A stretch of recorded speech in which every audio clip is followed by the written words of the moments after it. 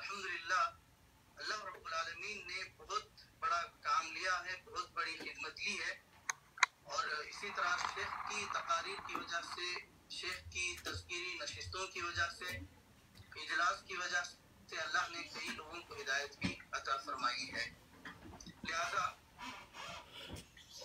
میں اسی پر اکتفا کرنا چاہتا ہوں اور دعوت دینا چاہتا ہوں شیخ محترم کو کہ وہ ہمارے سامنے آئیں اور اپنی بات کا آغاز فرمائیں۔ السلام علیکم۔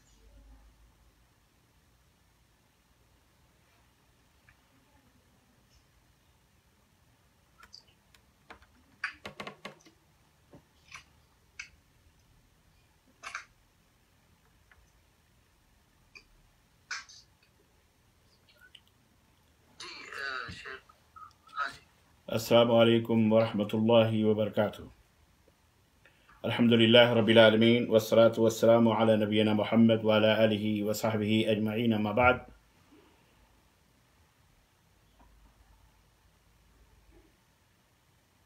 نوجوان دوستوں، بزرگوں اور بھائیوں اور آن لائن تمام سامعین کرام اور سامعات، اسلامی ماں اور بہنوں، آج بتاریخ 8 شعبان 1443 ہجری مطابق 11 مارچ سن 2022 عیسوی کے اس دعوتی نشست میں جو احباب کویت نے زوم کے ذریعے سے منعقد کی ہے، جس موضوع پر گفتگو کرنے کی سعادت حاصل کرنے جا رہا ہوں، شعبان جو اسلامی سال کا یہ 8واں مہینہ ہے، جو ہمارے سروں پہ سایہ فگن ہے، اسی سے متعلق اس کے فضائل اور اس میں ہونے والی کچھ غیر اسلامی حرکتیں، غیر اسلامی اعمال جو بعض مسلمان سر انجام دیتے ہیں، اس تعلق سے کچھ تنبیہ اور اس سے تحذیر کے باتیں ہوں گی انشاءاللہ تعالی۔ عزیزان گرامی، اليوم اکملت لکم دینکم واتممت علیکم نعمتی ورضیت لکم الاسلام دینا۔ اللہ تعالیٰ کا یہ وہ فرمان ہے جو قرآن کریم کا سب سے آخری فرمان ہے، جس میں اللہ رب العزت نے ارشاد فرمایا کہ اے لوگو، میں نے تمہارے لیے تمہارے دین کو مکمل کر دیا اور میں دین اسلام سے اپنی نعمت کو میں نے پوری کر دی، اور دین اسلام سے میں راضی اور خوش ہوں۔ یہ دین مکمل ہے، کامل ہے، اور دین کتاب اللہ اور سنت رسول اللہ صلی اللہ علیہ وسلم کا نام ہے۔ میں صدر اجلاس، منتظمین اجلاس، زوم پر بیٹھے ہوئے تمام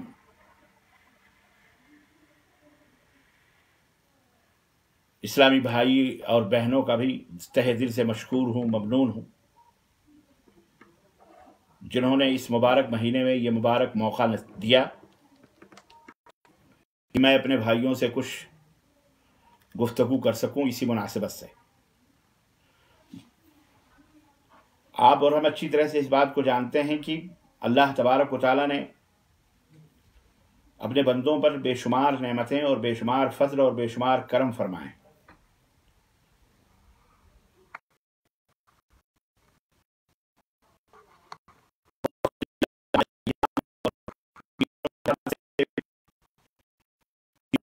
بھی لمحوں میں بھی بڑی بڑی فضلتیں رکھی ہیں۔ مثال کے طور پر آج جمعہ ہے، اللہ کے رسول صلی اللہ علیہ وسلم اور دیگر اہل علم، اللہ کے رسول صلی اللہ علیہ وسلم فرمایا کہ ایک ساعت، ایک گھڑی اس دن ایسی ہے کہ جس میں کوئی بھی دعا اگر مانگی جائے تو رد نہیں ہوتی، قبول ہو جاتی ہے۔ اہل علم نے یہ بتایا ہے کہ عصر کی نماز عصر سے لے کے غروب شمس تک، جمعے کے دن نماز عصر سے لے کر کے غروب شمس تک، مغرب تک، اگر کوئی شخص کوئی اللہ سے دعا مانگتا ہے تو اللہ تعالیٰ اس کی دعا کو قبول فرماتا ہے، رد نہیں فرماتا۔ آئیے ہم سب دعا کریں اللہ تعالیٰ سے کہ اللہ ہم سب کے والدین کے اوپر رحم فرمائے، ماں باپ کے اوپر رحم فرمائے، بھائی بہنوں کے اوپر رحم فرمائے۔ اللہ تعالیٰ ہم میں جو بیمار ہیں انہیں شفا یابی عطا فرمائے، اور اللہ رب العزت جن کے رزق میں معاش میں تنگی ہے، اللہ تعالیٰ ان کی رزقوں میں وسعت عطا فرمائے، مال و دولت میں برکت عطا فرمائے، اور دین و دنیا کی تمام خیر اور برکتوں سے ہمیں مالا مال فرمائے۔ عرض کرنے کا مطلب یہ ہے کہ اللہ نے مہینوں میں بھی، ساعتوں میں بھی، لمحات میں بھی، دنوں میں بھی الگ الگ فضیلتیں رکھی ہیں۔ نیک اعمال ہوں، خیر بھلائی، طاعت گزاری، زندگی، وقت کو آباد کرنے کے لیے بہترین اعمال ہیں۔ اللہ تعالیٰ کا فرمان ہے وَهُوَ الَّذِي جَعَلَ اللَّيْلَ وَالنَّهَارَ خِلْفَةً لِمَنْ أَرَادَ أَن يَذَّكَّرَ أَوْ أَرَادَ شُكُورًا۔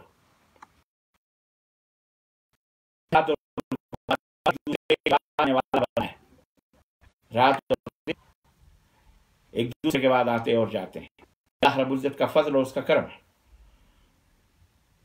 پھر اللہ نے فرمایا اب جو چاہے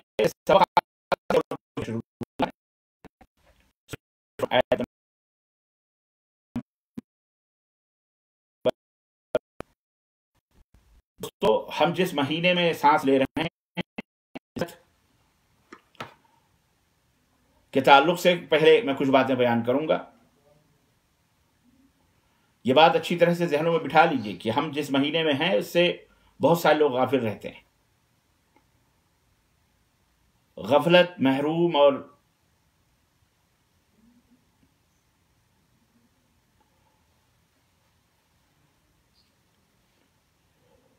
سست لوگوں کا بدترین نصیب ہوتا ہے۔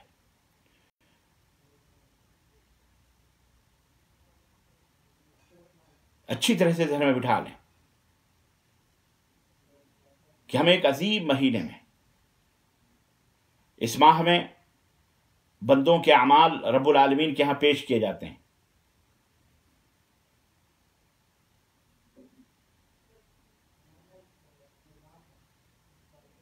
سب سے پہلے اپنے لیے پھر آپ سب کے لیے یہ نصیحت ہے کہ اس کا اختتام اس مہینے کا توبہ اور نیک اعمال کے ذریعے کرنا۔ ممکن ہے کہ یہی ہماری اور آپ کی زندگی کا آخری مہینہ ہو، کہا نہیں جا سکتا۔ اللہ صلی اللہ علیہ وسلم اس مہینے کے اندر روزوں کا خصوصیت کے ساتھ اہتمام فرمایا کرتے تھے۔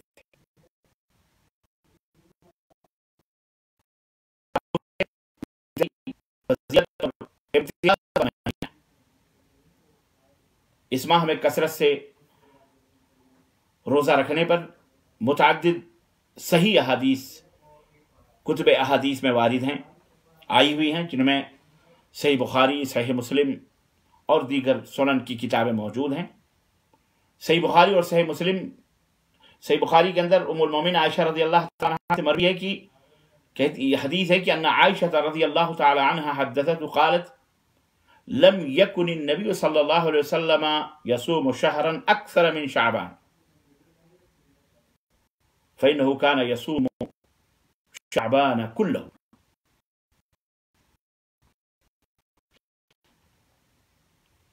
شعبان کے مہینے سے، رمضان کے علاوہ شعبان کے مہینے سے زیادہ اللہ کے رسول صلی اللہ علیہ وسلم کسی مہینے کا کثرت کے ساتھ روزہ نہیں رکھتے تھے، یہاں تک کہ ام المومنین فرماتی ہیں پورے شعبان کا روزہ رکھتے تھے۔ سلمہ رضی اللہ تعالیٰ عنہ کہتی ہیں کہ سألت عائشہ رضی اللہ تعالی عنہ عن صیام رسول اللہ صلی اللہ علیہ وسلم فقالت، میں نے رسول اللہ صلی اللہ علیہ وسلم سے شعبان کے روزے کے تعلق سے سوال کیا عائشہ رضی اللہ عنہ سے، تو انہوں نے کہا کہ کان یصوم، کیا آپ صلی اللہ علیہ وسلم روزہ رکھتے تھے، حتی نقول قد صام نقول قد حفظ، کیا آپ صلی اللہ علیہ وسلم روزہ رکھتے تھے تو رکھتے ہی جاتے تھے یہاں تک کہ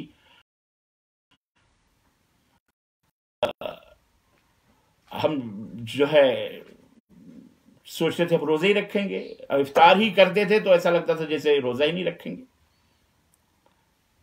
لیکن لم ارہ साइमन मिन शहरिन क़त्तु अक्सर मिन सियामिही मिन शाबान।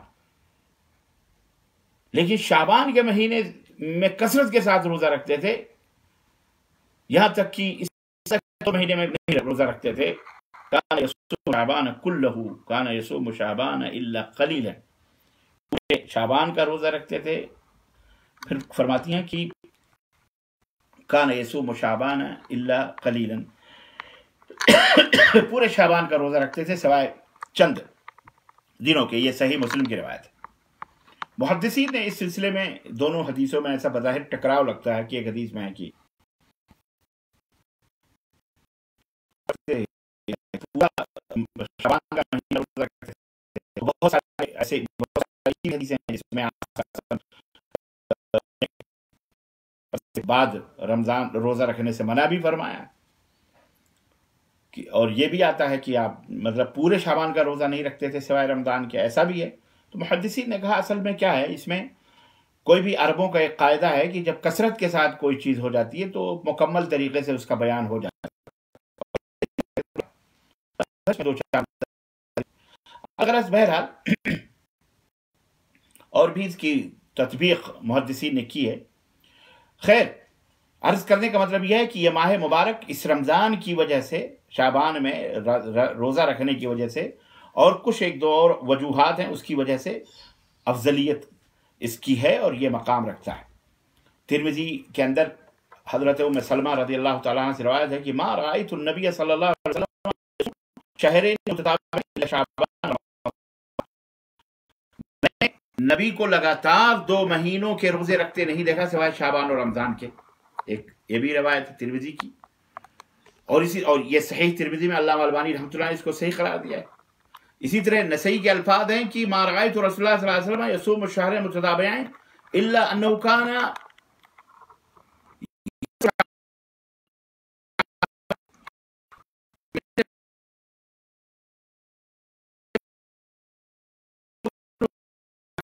आप शाबान यानी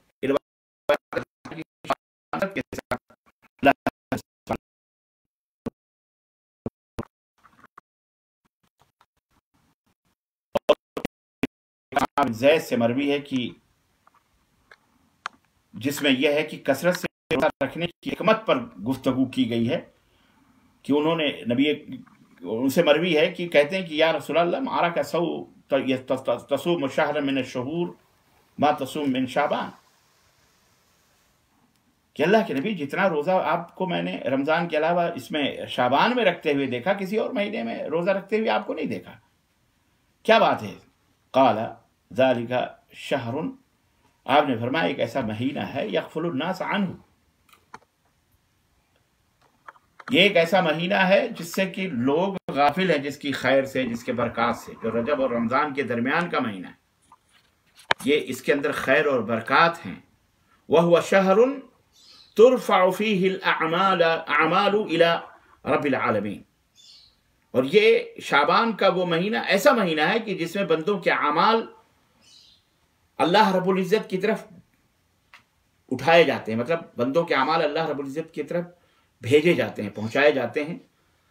फ़उहिब्बु अन युरफ़अ अमली व अना साइम, और मैं चाहता हूं कि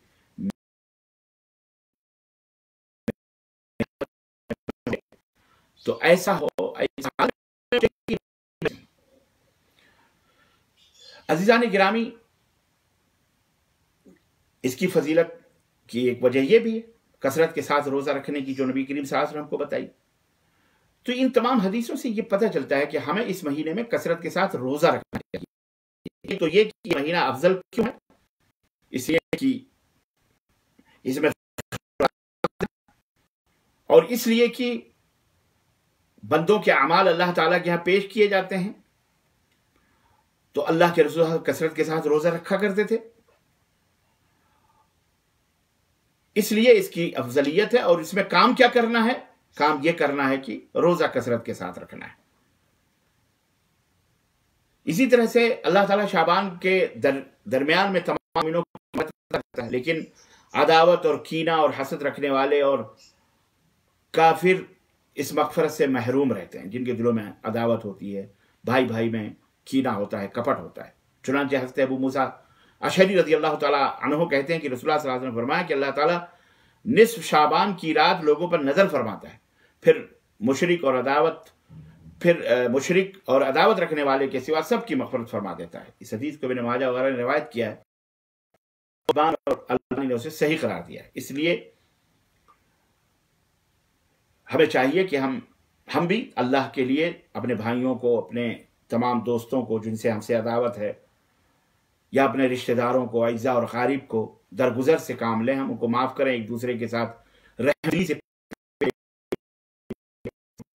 को माफ़ करके सिला रहमी करें, हसद ना करें, धोखा और क्या कहते हैं फ्रॉड, बुग़्ज़ न रखें, एक दूसरे से मुंह मोड़कर नहीं भागें। हम सबको चाहिए कि हम भाई बन जाए। यह है अमल करने का जो नबी करीम सल्लल्लाहु अलैहि वसल्लम की यानी हदीस से साबित है कि मुश्रिक से तौबा। हज़रत अबू हुरैरा रज़ियल्लाहु ताला से मरवी है कि रसूलुल्लाह सल्लल्लाहु अलैहि वसल्लम ने फरमाया कि जन्नत के दरवाजे सोमवार यानी पीर को और जुमेरात को खोले जाते हैं, तो अल्लाह के साथ शिरक न करने वाले तमाम बंदों को बख्श दिया जाता है, लेकिन एक शख्स को नहीं बख्शा जाता है। और कौन सा शख्स है? वो शख्स है जिसकी अपने भाई के साथ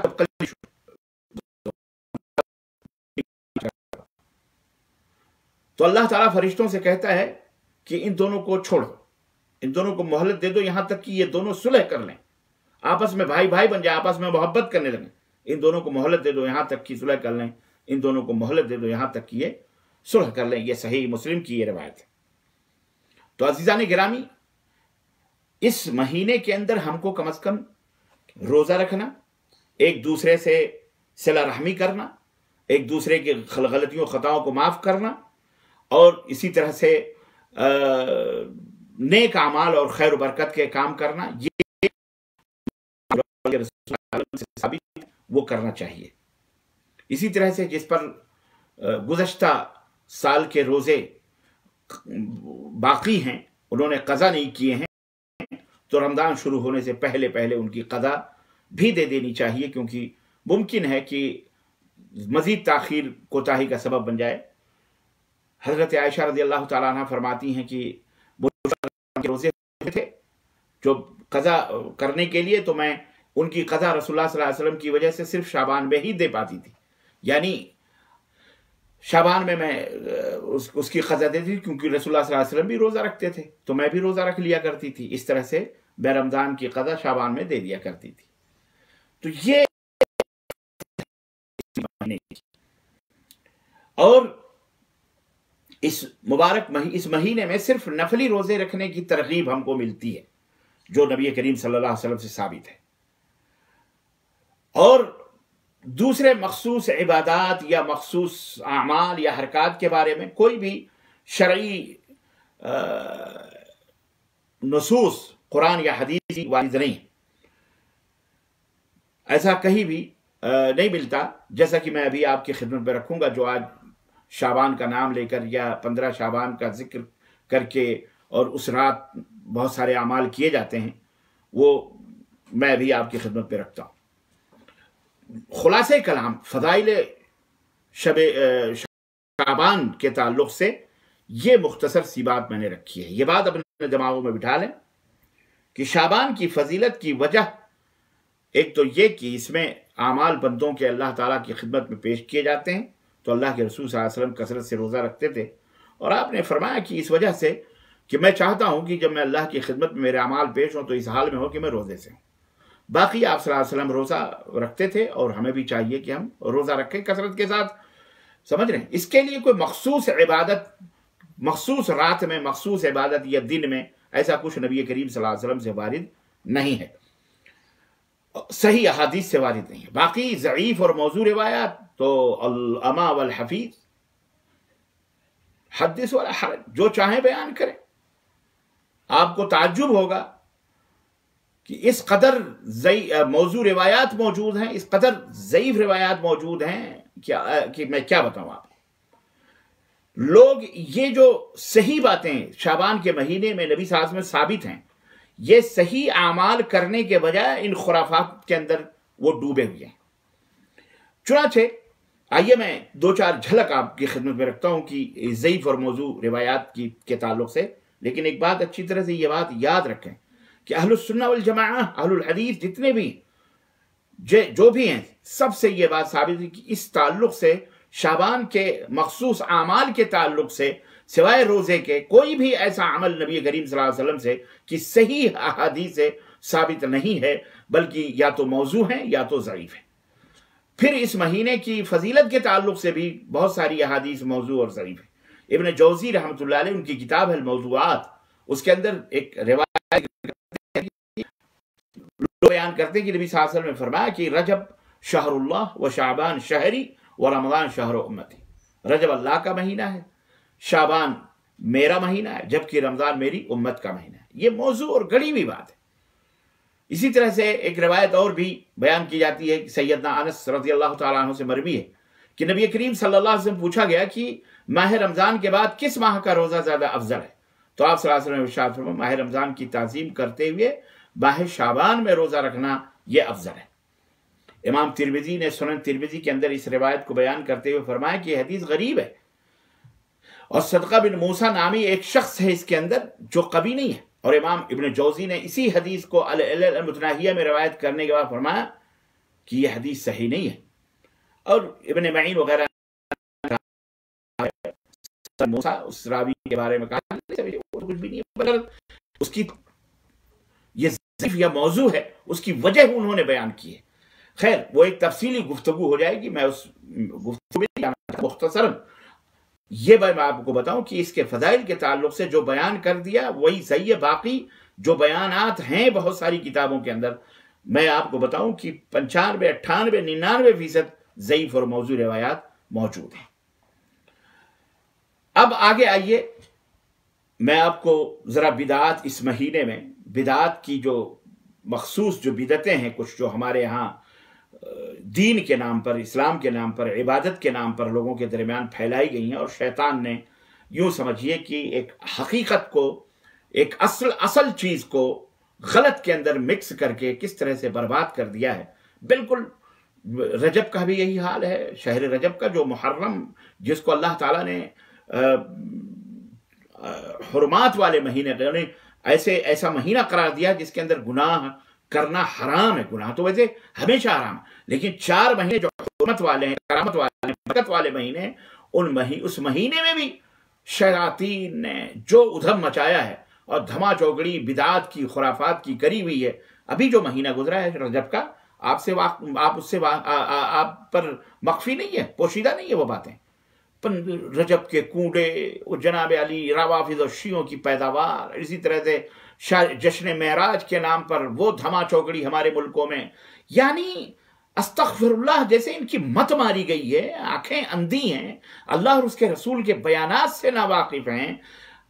حد ہو گئی یعنی، اور اس کو اسلام بتایا جا رہا ہے، اور عشق رسول اور محبت رسول کا کیا کہتے ہیں ڈھڈورا پیٹا جا رہا ہے، جھوٹ بول کر کے، اللہ کے نبی پر تہمت لگا کر کے، اللہ کے نبی صلی اللہ علیہ وسلم کی تعلیمات کو مٹا کر کے، مسخ کر کے، یہ دنیا پرست لوگ، یہ دنیا پرست مولوی، یہ بدعقیدہ اسی طرح کی حرکتیں کر قرآن اور سنت کو رسوا اور برباد کر رہے ہیں۔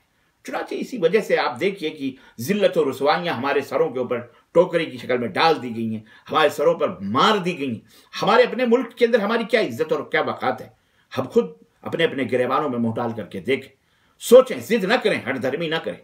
یاد رکھیں شعبان کے مہینے میں بھی عوام الناس کے درمیان بہت ساری بدعتیں رائج ہیں، اور بہت ساری بدعتیں وہ کرتے ہیں۔ اکثر بدعت جو ہے 15 شعبان کی رات کو کی جاتی ہے، 15ویں شعبان کی رات کو کی جاتی ہے،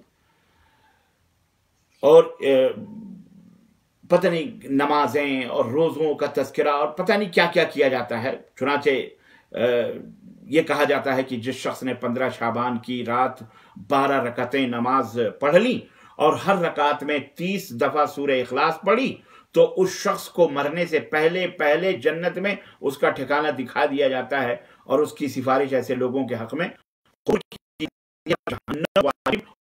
کی تھی۔ کشف الاستار کے اندر یہ کیا کہتے ہیں یہ روایت موجود ہے، حالانکہ یہ انتہائی امام بزار رحمہ اللہ نے اپنی کتاب کشف الاستار کے اندر اور ابن جوزی نے علیہ المتناہیہ میں اس کو ذکر کیا ہے، اور اس حدیث کے بارے میں ہشام بن عبد الرحمن نامی جو راوی ہے وہ غیر معروف ہے، اس میں اعمش جو ہیں وہ تدلیس کے شکار ہیں۔ بہرحال اس حدیث پر تبصرہ کرتے ہوئے انہوں نے فرمایا کہ یہ ضعیف ہے، اور امام ابن جوزی نے اس کو الموضوعات میں ذکر کیا، اور علامہ ابن قیم نے بھی اس روایت کو موضوع یعنی گڑھا ہوا قرار دیا، گڑھی ہوئی روایت ہے۔ اب آپ دیکھیے اتنی بڑی بڑی فضیلتیں، صرف سال بھر آپ کچھ نہ کریں، نماز روزے اور سے خیر دور، اور دیگر اعمال صالحہ سے آپ دور، صرف آپ 15 شعبان کو کیا کر لیں جناب، سورہ اخلاص 10 مرتبہ 12 رکعت نماز پڑھیں، ہر رکعت میں 30 دفعہ سورہ اخلاص پڑھ لیں، تو مرنے سے پہلے جنت بھی دکھائی جائے گی، اور آپ ایسے لوگوں کے اوپر جن کے اوپر جہنم واجب ہو چکی ہے، فرض ہو چکی ہے، ان کی زباری بھی کر لیں گے۔ اب بنے بنائے حلوے اور ماڑھے اس سے بہتر اور کیا ہو سکتا ہے؟ نہ محنت لگائی گئی، نہ کوشش کی گئی، اور جناب علی یہ چیزیں آسانی کے ساتھ مل گئی۔ تو اس طرح سے دشمنان اسلام نے اللہ سے دور کرنے کے لیے نبی کریم اور اس طرح کی باتیں گڑھ کر مسلمانوں کے درمیان پھیلائی گئی۔ بہرحال ایک اور روایت سنتے چلیں آپ، سیدنا معاذ بن جبل رضی اللہ تعالیٰ عنہ سے مروی ہے، فرماتے ہیں کہ جس آدمی ان سے روایت ہے کہ آپ صلی اللہ علیہ وسلم نے فرمایا کہ جس آدمی نے 5 راتوں کو جاگ کر عبادت کی تو اس شخص کے اوپر جنت واجب ہو گئی، یعنی 5 رات آپ سال بھر میں جاگ لیں، جنت آپ کے اوپر واجب ہے۔ نمبر 1 ذی الحجہ کی 8ویں رات، 9ویں رات اور 10ویں رات، اور اسی طرح عید الفطر کی رات، نمبر 5 15 شعبان کی رات۔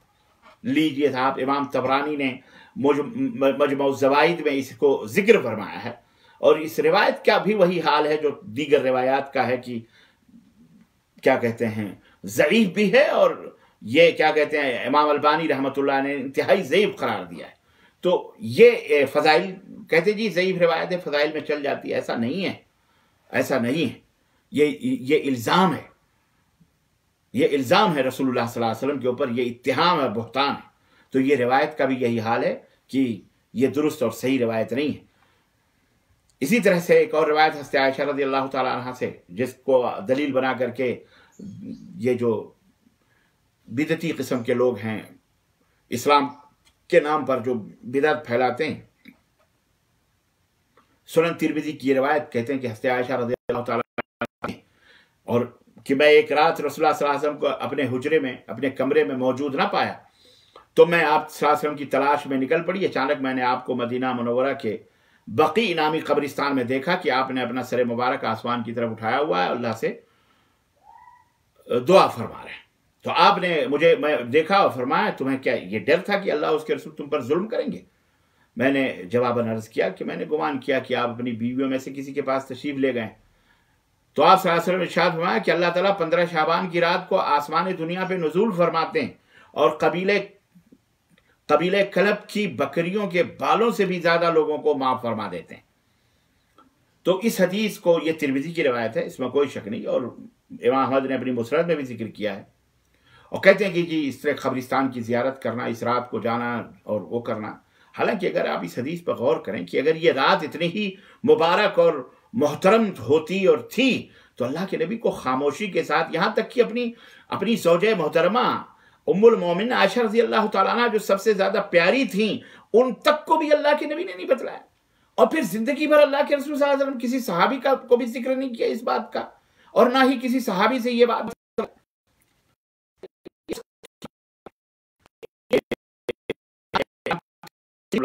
اس کے اوپر ہم صرف حجاج بن عطاۃ ایک راوی ہے اس کی سند سے پاتے ہیں، جس نے امام بخاری سے کہتے ہیں کہ سند سے جانتے ہیں، میں نے امام بخاری سے جس کے بارے میں سنا کہ وہ کہا کرتے تھے، اس حدیث کو ضعیف بھی قرار دیا ہے، اور کہا کرتے تھے کہ یہ حجاج بن عطاۃ نے جن سے روایت کیا ہے عروہ اور یحییٰ ابن کثیر سے، ان سے ملاقات ہی نہیں ہوئی، ثابت ہی نہیں ہو روایت، سماعی ثابت نہیں، یعنی یہ روایت بذات خود ضعیف ہے۔ خود امام ترمذی نے اپنی سنن ترمذی کے اندر ذکر کیا، لیکن یہ جو اہل بدعت ہیں، اہل ہوس ہیں، ان کو کیا پڑی ہوئی ہے یہ بات آپ اس حقیقت سے پردہ اٹھانے کی، اتنی باتیں بیان کر کے یہ بات حضرت امام ترمذی کی چھپا لیتے ہیں. بات سمجھ میں آئی کہ نہیں آئی؟ اس لیے میرے عزیزوں، میرے دوستوں، اس تعلق سے اور بھی بہت ساری روایات ہیں. میں آپ کو کہاں تک بتاؤں؟ 15 شعبان کے تعلق سے حضرت علی سے ایک روایت مروی ہے کہ اس رات کو قیام کرو، دن میں روزہ رکھو، کیونکہ اللہ تعالیٰ اس رات کو غروب آفتاب کے وقت آسمان دنیا پر اترتا ہے اور یہ آواز لگاتا ہے کہ کوئی مغفرت کا طالب ہے میں اسے مغفرت عطا کروں، کوئی رزق کا طالب ہے میں اسے رزق دوں، کوئی مشکل میں گرفتار ہے میں اسے عافیت سے سرفراز کروں. یہ ندائے رحمانی طلوع فجر تک جاری رہتی ہے. سنن ابن ماجہ کے اندر بھی یہ روایت موجود ہے، اس میں بھی بہرحال وہی ہے جو دیگر حدیث میں ہیں کہ موضوع روایت ہے، یہ ضعیف بھی ہے اور موضوع بھی ہے اور قابل حجت بھی نہیں ہے.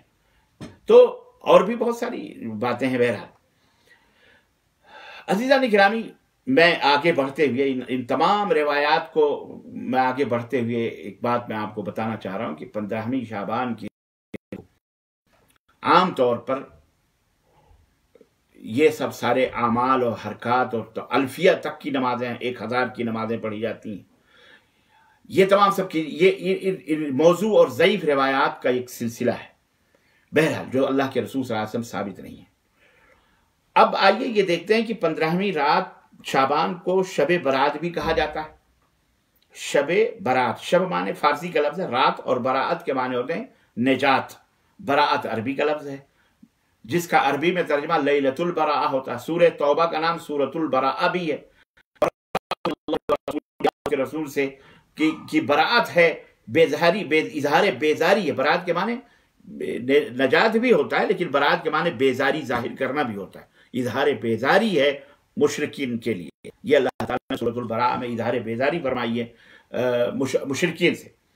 تو عام طور پر 15 شعبان آنے والا 15 شعبان کی تاریخ آنے والی ہے، وہ رات بھی آنے والی ہے جس کو شب برات کہا جاتا ہے، یعنی اظہار بیزاری کی رات. یا یعنی یوں سمجھیے، میں اگر ابھی وہ راز نہیں بتاؤں گا، میں بعد میں وہ راز بتاؤں گا کہ اولاً لیلۃ البراء کا لفظ کہیں بھی قرآن و حدیث میں وارد نہیں ہوا ہے جس کا ترجمہ شب برات کیا جائے، ہرگز نہیں. اسی طرح سے شب براعت میں براعت کس سے کی جاتی ہے یہ بھی ایک سمجھنے والی بات ہے اور یہ سمجھانے والی بات ہے. انشاءاللہ تعالی میں آپ حضرات کی خدمت میں رکھوں گا. اس رات کے بارے میں عوام الناس کے درمیان بہت ساری نظریات اور بہت سارے غلط اعتقادات پھیل چکے ہیں جن کی تفصیل اگر میں زیادہ بیان کروں تو بہت زیادہ وقت چاہیے، لیکن بہرحال مختصراً میں آپ حضرات کی خدمت میں رکھوں گا. اس رات کو فیصلوں والی رات بھی، نمبر 1 فیصلوں والی رات بھی کہا جاتا ہے. اور دلیل جاتی کہاں مارے گھٹنا پھوٹے سر والی بات ہے کہ کہاں کا اینٹ کہاں کا توڑا، بھال متی سے رشتہ جوڑا. باطل اور جھوٹ تعویلات کر کے قرآن کو چیگم کی طرح اپنی مرضی سے سمجھ کر پھیلا کر اور اس کو ثابت کرنے کی کوشش کی جاتی ہے. اللہ تعالیٰ نے قرآن کریم کے اندر سورہ دخان آیت نمبر 3 کے اندر ارشاد فرمایا کہ انا انزلناہ فی لیلۃ مبارکہ انا کنا منذرین، ہم نے اسے یعنی قرآن کو بابرکت رات میں اتارا ہے، بابرکت رات میں اتارا ہے. تو یہ اہل باطل اس کی تعویل کرتے ہوئے کہتے ہیں کہ یہ لیلہ مبارکہ جو ہے یہ شعبان کی 15ویں شب ہے، شعبان کی 15ویں رات.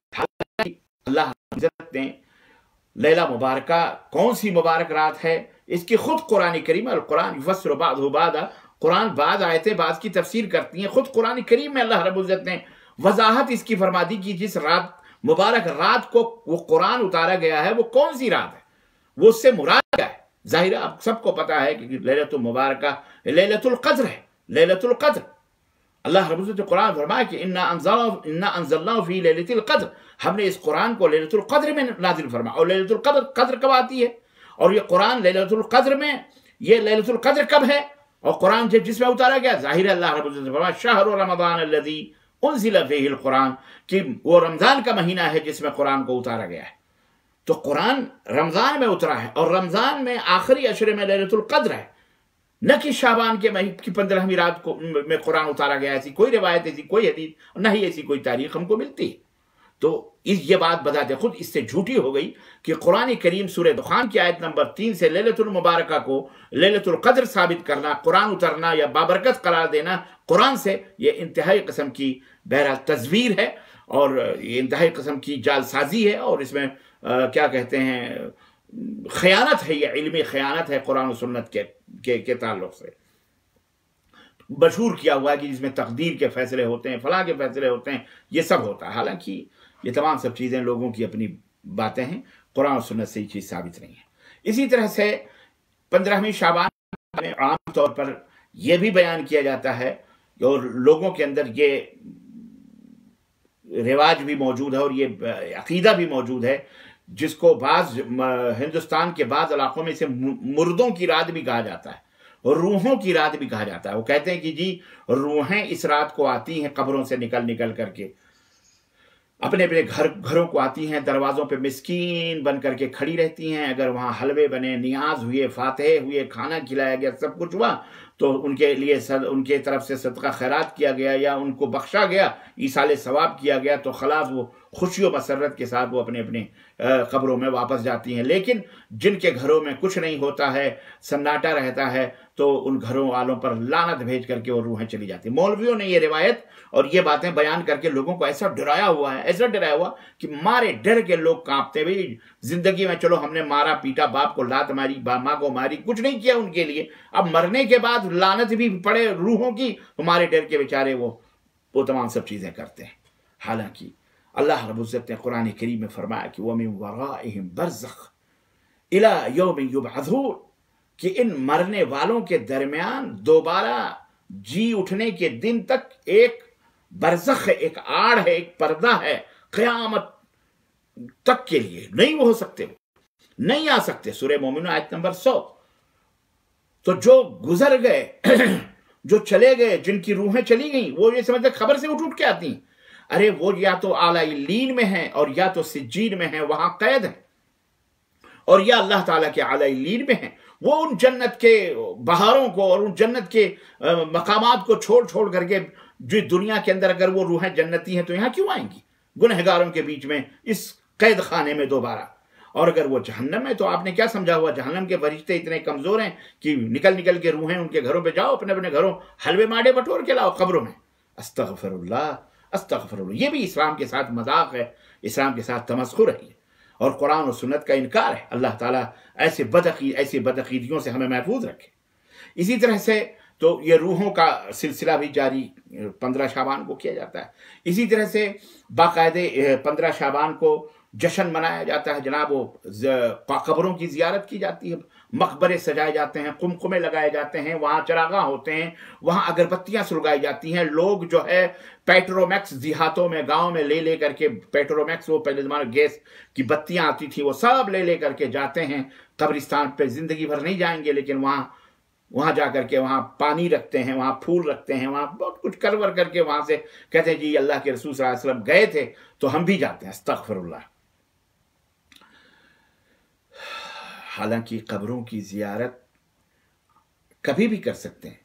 اللہ کے رسول صلی اللہ علیہ وسلم نے سب سے پہلے اسلام کی ابتدا میں قبروں کی زیارت کرنے سے منع فرمایا تھا، اور آپ نے فرمایا تھا کہ مت کرو قبروں کی زیارت، مت جاؤ قبرستان۔ لیکن بعد میں آپ نے فرمایا کہ انی نہیتکم عن زیارت القبور، میں نے تمہیں قبروں کی زیارت سے منع کیا تھا لیکن اب تم کر سکتے ہو، فإنہا تذکرکم الموت، اس لیے کہ قبروں کی زیارت تمہیں موت کی یاد دلاتی۔ لیکن 15 شعبان کو قبروں کی زیارت کے لیے اور یہ تمام سب اپنے مردوں کو،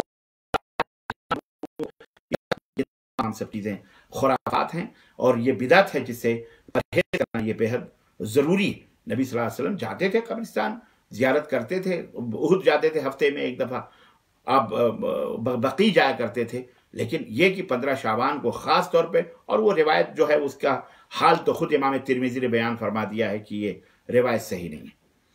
اسی طرح سے تو یہ بھی بدعت ہے، یہ بھی بدعت ہے، اور آپ اس بدعت کے کہنے پر چیبا جبی نہ ہوں، چڑھے نہیں، مرچی نہ لگے۔ بہت سارے لوگ ہر چیز کو بدعت کہتے ہیں، مولانا آپ بھی بدعت ہیں، آپ بھی فلاں ہیں، یہ بھی بدعت، وہ بھی بدعت، ہر چیز کو بدعت۔ جہالت نہ کرو، نہ حماقت کرو، علم سے علمی بات کرو۔ بدعت کس کو کہتے ہیں اس کو سمجھنے کی کوشش کرو۔ جب کوئی صاحب علم بدعت بتائے تو یہ نہیں کہ تمہارے جاہل مولویوں نے جو بدعت کر دیا وہ بدعت، وہ گھڑی بھی بدعت، یہ بھی بدعت، پھر شخصیات پہ آ جاؤ، اس پہ آ جاؤ، گاڑی بھی بدعت، بس بھی بدعت، فلانی بدعت. تمہیں پتہ نہیں بدعت کس کو کہتے ہیں. بدعت اسلام کے اندر، دین اسلام، اللہ کے رسول صلی اللہ علیہ وسلم نے فرمایا، خود نبی صلی اللہ علیہ وسلم نے بدعت کی تعریف فرمائی ہے. اب بتاؤ ان سے بڑھ کر کے عالم کوئی ہو سکتا ہے دنیا میں؟ تمہارا مفتی یا کسی بھی مولوی، کوئی بھی کسی بدعتی مولوی ہو سکتا ہے؟ بہت سے بڑا مفتی ہو، علامہ ہو، اللہ کے رسول صلی اللہ علیہ وسلم سے بڑھ کے کوئی نہیں ہو سکتا. اللہ کے بعد ان کا مقام اور درجہ ہے. اللہ کے رسول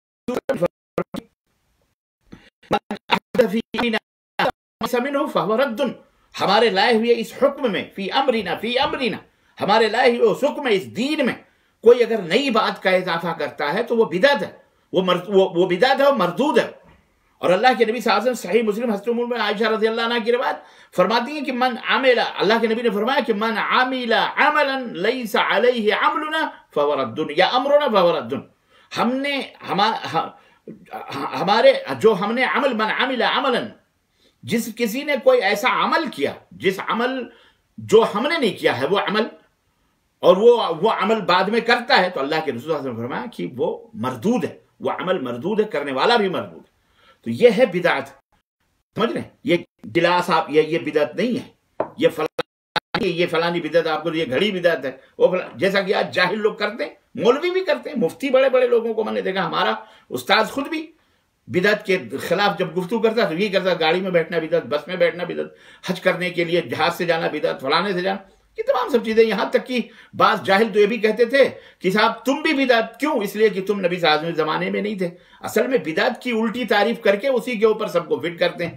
الٹی تعریف کیا ہے کہ جو نبی کے زمانے میں نہ ہو اور وہ کیا جائے یا وہ ہو وہ بدعت. یہ بدعت کی تعریف نہیں ہے، یہ جھوٹے مکار عیار ڈھکوسلے بازوں کی اپنی بنائی ہوئی تعریف ہے، اپنے بنائے ہوئے گھروں دے ہیں. یہ بدعت کی تعریف وہ ہے جو رسول اللہ صلی اللہ علیہ وسلم نے فرمائی ہے کہ من عمل عملا لیس علیہ امرنا، جس نے کوئی ایسا کام کیا جو ہم نے نہیں کیا ہے، ہم سے ثابت نہیں ہے، وہ بدعت ہے، وہ بدعت ہے. سمجھ میں بات آئی؟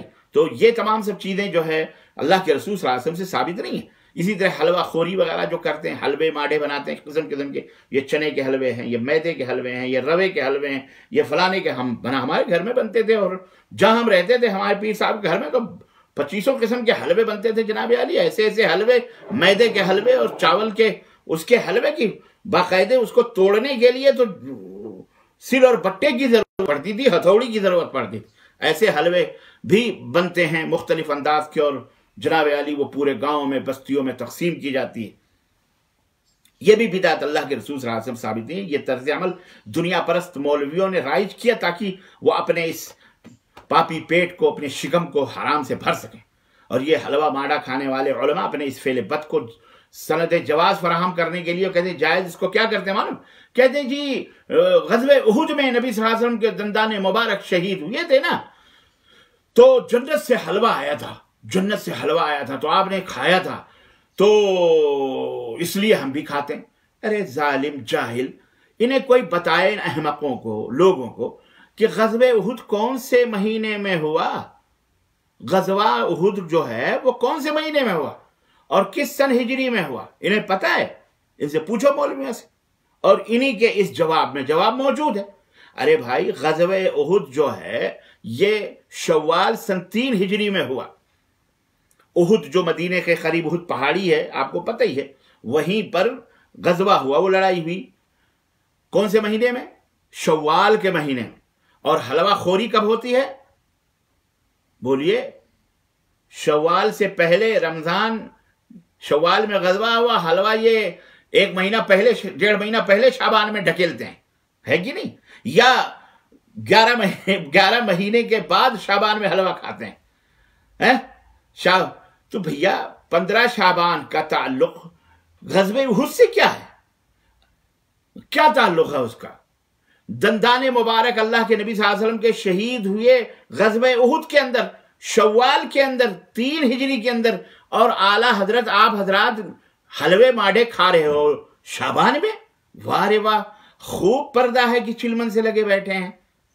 یہ لوگوں کو الو بنایا جا رہا ہے، لوگوں کو بیوقوف بنایا جا رہا ہے. کیا تعلق ہے تاریخی طور پر؟ غور کیجئے مسلمانوں، کہ کس طرح سے تمہارے گھروں کو لوٹ لوٹ کر کے مولوی، ان کے گھروں میں حلوے نہیں بنتے، مولوی کے گھروں میں حلوے ماڈے نہیں بنتے، یاد رکھنا، کیونکہ مولانی ٹانگ پھیلا کے سوتی ہیں، خلاص سارے سب آ رہے ہیں کھانے پینے کی چیزیں، مست ان کو گھر میں، ان کو کیا ضرورت ہے بنانے کی؟ یہ سب لوگوں کو فاتحہ کرنے کے نام پر اس طرح سے حرکتیں کرتے ہیں۔ اور نمبر ایک پر تو نبی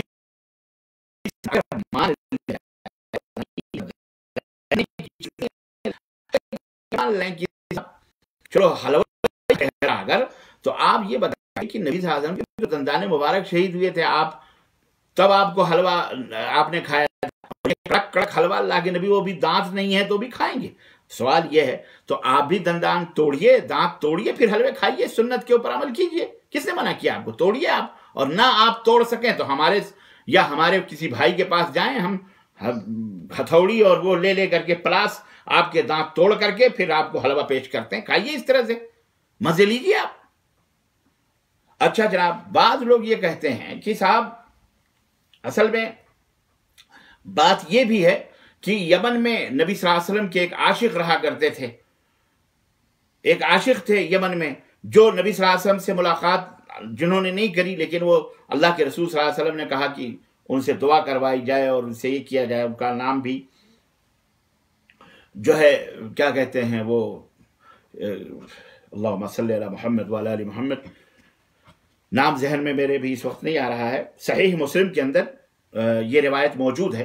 تو کہنے لگے، بہرحال کہنے لگے جب غزوہ احد غزوہ ہوا تو اللہ کے رسول صلی اللہ علیہ وسلم کے دندان مبارک کے بارے میں ان کو پتہ چلا یمن میں، تو بار بار ان اپنے والدہ کی خدمت کرتے تھے، بیچاری ان کی والدہ کمزور تھی، وہ نہیں آنے دے رہی تھی مدینہ، تو جب سنا کہ اللہ کے نبی کے دندان مبارک شہید ہوئے، حضرت اویس قرنی رحمت اللہ علیہ، جی جزاک اللہ خیر، حضرت اویس قرنی رحمت اللہ علیہ، تو انہوں نے کیا کرا، اپنے ایک دانت توڑے، پھر سوچا کہ پتہ نہیں اللہ کے نبی کے کون سے دائیں ٹوٹے والے دانت ٹوٹے ہیں یا بائیں والے، تو انہوں نے دوسرا دانت توڑا، پھر یہ بھی آیا پتہ نہیں یہ ٹوٹا ہو، تیسرا توڑا، اور اس طرح سے پورے محبت عشق رسول میں حضرت اویس قرنی نے پورے دانت توڑ لیے، تو اب کھا نہیں سکتے تھے، تو ان کے لیے بھی جنت سے حلوہ آیا، اللہ تعالیٰ نے بھیجا اس محبت کی وجہ سے، تو اس لیے ہم جو ہے اس طرح سے حلوہ بنا کے کھاتے ہیں۔ بھئی سوال ہی، چلو ٹھیک ہے مان لے، حالانکہ یہ واقعہ غلط ہے، یہ جھوٹ ہے، اویس قرنی کا مقام، ان کی فضیلت اپنی جگہ مسلم ہے، اللہ کے نبی صلی اللہ علیہ وسلم کو بتایا گیا، اور اللہ کے نبی صلی اللہ علیہ وسلم نے حضرت عمر بن خطاب سے اور اپنے صحابہ سے کہا کہ ان سے ملاقات کرنا، تو ان سے دعا کروانا مستجاب الدعوہ ہے، میری امت کے لیے وہ دعا کریں، اللہ اکبر، خود نبی صلی اللہ علیہ وسلم نے بھی فرمایا۔ تو یہ بات اپنی جگہ مسلم ہے، صحیح مسلم کے اندر یہ روایت موجود ہے، لیکن اس روایت میں یہ سب بکواس، جھوٹ اور فریب موجود نہیں ہے کہ یہ دانت توڑا تو وہ دانت توڑا تو وہ دانت، یہ سب بدعتی اور خرافات اور مکار مولویوں کی اپنی گڑھی ہوئی کہانیاں ہیں، ان کے واقعات ہیں، چاہے جس بھی کتاب میں موجود ہوں، یہ صحیح نہیں ہے بہرحال، اور نہ ہی ایک تابعی اور اتنا مستجاب الدعوہ، اللہ اس کے رسول سے محبت کرنے والا کوئی بندہ، کوئی شخص اس طرح کی نامعقول حرکت کر سکتا ہے، احمقانہ حرکت کر سکتا ہے، یہ بھی ایسا کوئی نہیں کر سکتا ہے، یہ الزام ہے صحابہ کرام پر یا تابعین اعظام پر، یہ الزام ہے، یہ بہتان ہے۔ اچھا چلو ٹھیک ہے، ہم اس کے باوجود بھی کہتے ہیں کہ جسے مان لیتے ہیں کہ حضرت اویس قرنی نے دانت توڑے اور کھائے، تو اعلیٰ حضرت آپ بھی دانت توڑ کے ڈھکیلیے نا، ڈھلوے مانڈے کس نے منع کیے ہیں؟ انہاں بھی یہی جواب ہم دیں گے۔ یاد رکھیے یہ بدعات ہیں، اس سے مکمل طریقے سے پرہیز کرنا چاہیے۔ اسی طرح سے اب 15 شعبان آ رہی ہے جناب عالی، جیسے غیر مسلموں کی ہولی آتی ہے، دیوالی آتی ہے، رات بھر جشن ہوتے ہیں، دیے جلائے جاتے ہیں، مستیاں ہوتی ہیں، اور عیاشیاں، زناکاریاں، بدکاریاں، شراب خوریاں، نہ جانے کتنی کنواریوں کے حمل ٹھہرتے ہیں، نہ جانے کتنی عزتیں ناموسیں برباد ہوتی ہیں، اور لوگ اپنے اپنے مذہبوں کے نام پر کیا کیا کرتے ہیں، خیر وہ ان کا عمل ہے، وہ جانے ہمیں اس سے لیکن انہی کی نقالی کرتے ہوئے اس 15 شعبان کے اندر ہمارے یہ لڑکے لونڈے بڑے چھوٹے بھی جو شرک و بدعت، جو جاہل مطلق ہیں، اللہ انہیں ہدایت عطا فرمائے، یہ خرافات اس رات کو آتش بازیاں کرتے ہیں، پٹاخے پھوڑے جاتے ہیں، جھرجھریاں بڑھائی جاتی ہیں، پتہ نہیں قسم قسم کے پٹاخے اور آتش بازی کا ایک مظاہرہ ہوتا ہے، اور اسلام کا ایک طرح سے تمسخر اور مذاق اڑایا جاتا ہے، اسلام کی تعلیمات کا۔ اسلام ایسی غیر شائستہ اور ایسی غیر معقول حرکتوں سے اسلام نے ہرگز ہرگز اجازت اس بات کی نہیں دی. یہ سب کافرانہ اعمال ہیں، یہ سب مشرکانہ حرکات ہیں، یہ سب دشمنان اسلام کی حرکات ہیں. یہ طرز عمل اسلام نے چاہے وہ خوشی ہو چاہے کچھ بھی ہو، اس طرح کا طرز عمل اپنانے سے اسلام نے منع کیا ہے. اسلام اپنے ماننے والوں کو سب سے بڑی بات تو اس میں سب سے بڑی بات یہ فضول یہ جو آتش بازیاں ہوتی ہیں، یہ جو موٹر سائیکلیں روڈوں کے اوپر دوڑائی جاتی ہیں، پولیس والے کو پریشان. میں تو کہتا ہوں پولیس والوں کو باقاعدے بتا دینا چاہیے کہ یہ اسلام نہیں ہے اور یہ عمل کرنے والے یہ جھوٹے مسلمان ہیں. ان کو ڈنڈے پھراؤ ان کے پیٹھوں پر، ان کی کمروں پر، تب ان کو نصیحت آئے گی. اور پیٹتے ہیں بہت سارے نالائق قسم کے نوجوان اور باطل قسم کے بدعتی، یہاں پٹیاں باندھ کر کے شب برات مبارک ہو، فلانی مبارک ہو، لے کے رات بھر بھون بھاں پورے شہروں کے اندر طوفان بدتمیزی اور اسلام کو بدنام کر رہے ہیں، مسلمانوں کو بدنام کر رہے ہیں. اس میں کئی نقصانات ہیں. ایک تو یہ کہ آتش بازی یہ اسلام کا کوئی حصہ نہیں ہے، بلکہ یہ جو ہے یہ کیا کہتے ہیں، یہ ایران سے آیا. یحییٰ برمکی تھا ایک شخص، خالد یحییٰ بن خالد برمکی، اس نے یہ تمام سب بدعت ایجاد کی تھی. یہ خود آتش پرست تھا، یہ آگ کی پوجا کرتا تھا، مجوسی تھا یہ. اور اس نے اسلام کے نام پر یہ تمام سب چیزیں، چراغاں کرنا، خوشبو وغیرہ، اور جو ہے کیا کہتے ہیں برامکا کے اندر یہ تمام سب چیزیں کرنا اس نے ایجاد کیا. اور در حقیقت میں آپ کو بتاؤں، یہ خلیفہ وقت کا اس وقت کا درباری تھا، اس کا مقصد یہی تھا کہ اسلام کو مجوسیت کے رنگ میں رنگ دیا جائے اسلام کے نام پر. چنانچہ اس نے یہ ایجاد کیا، آتش بازیاں شروع کریں اور خوشی مسرت کے نام پر یہ تمام سب کرنا شروع کیا. حالانکہ یہ ہندوؤں کی دیوالی اور عیسائیوں کے کرسمس ڈے وغیرہ کی اس میں مشابہت ہے. اور آپ کو پتہ ہے اسلام نے ہمیں ہر قسم کی مشابہت سے منع فرمایا کہ اللہ کے رسول صلی اللہ علیہ وسلم نے فرمایا من تشبہ بقوم فہو منہم، جو کسی قوم کی مشابہت اختیار کرے وہ اسی میں سے ہو جاتا ہے. اس لیے عزیزان گرامی، یہ تمام سے بدعات اور خرافات سے دور رہیے، یاد رکھیے یہ اسلام کا حصہ نہیں ہے. ایک بات جو اہم میں آپ کو بتانا چاہوں، 15 شعبان کا جس طرح سے دیکھیں پوری آپ تاریخ اسلام پڑھ رہے ہیں، 12 ربیع الاول، یعنی اب آپ یہ سوچئے کہ محرم الحرام کی 10ویں تاریخ حسین کی شہادت ہوتی ہے، اس شہادت پر ماتم کیے جاتے ہیں. یہی بدعتی اور شرک اور بدعت کے رسیہ یہ کلمہ پڑھنے والے بعض مسلمان، اللہ انہیں ہدایت عطا فرمائے، اسلام کے نام پر کلنک کا ٹیکا ہیں، اسلام کو رسوا اور ذلیل کر رہے ہیں. اور اللہ نے ذلیل اور رسوا ہے کہ ان کے اندر کوئی عزت و آبرو نہیں ہے. اور ان کی وجہ سے صحیح العقیدہ اور صحیح مسلمان بھی بیچارے مجبور ہیں، کیونکہ گیہوں کے ساتھ گیہوں کے ساتھ گن بھی پیسا جاتا ہے. تو وہی آج حرکتیں ان کی بدعمالیوں اور برائیوں اور غلط حرکتوں کی وجہ سے پورا اسلام بدنام ہو رہا ہے. تو میں آپ کو یہ عرض کروں کہ یہ بہت بڑی عجیب و غریب بات ہے کہ اللہم صلی علی محمد وعلی آل محمد کما صلیت علی ابراہیم انک حمید مجید. تو انہوں نے جیسے حضرت حسین رضی اللہ تعالیٰ عنہ کی شہادت، اور آپ دیکھیے شیطان نے کس طرح سے ان کو نواسے کی شہادت پر ماتم پہ لگایا ہوا ہے، تعزیے لگائے ہوئے ہیں، اور رات بھر گشت اور نہ جانے کیا کیا خرافات کرتے ہیں. اور نانا کی وفات پر جشن عید میلاد النبی بنایا جاتا ہے.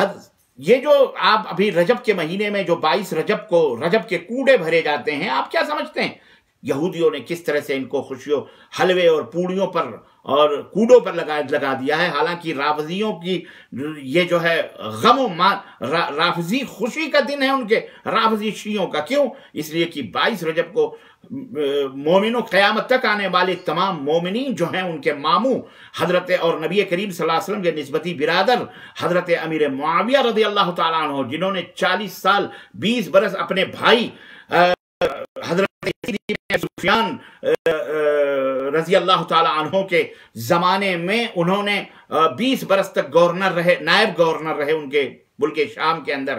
اور اس کے بعد ان کی وفات کے بعد خود آپ جو ہے امیر المومنین بنے.